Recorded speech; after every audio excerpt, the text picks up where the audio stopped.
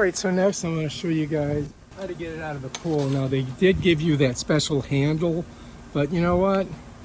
I'm just going to use my pole, and all I got to do is stick this little thing in here. Notice these thingamabobs. They just slide down in there like that, and then I can just grab it. You follow me? So watch, I'll show you. All I've got to do is grab it by that back area.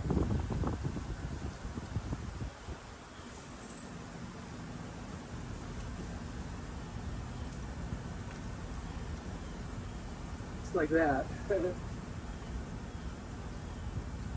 You see? I'm just going to pull her up here like this. And what I want to do is I want to turn it off.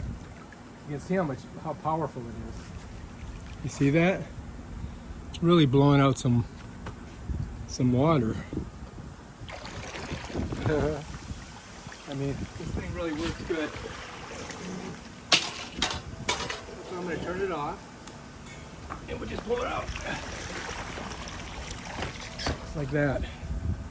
If you like this video, subscribe to our channel and check out our other awesome videos on stuff like this.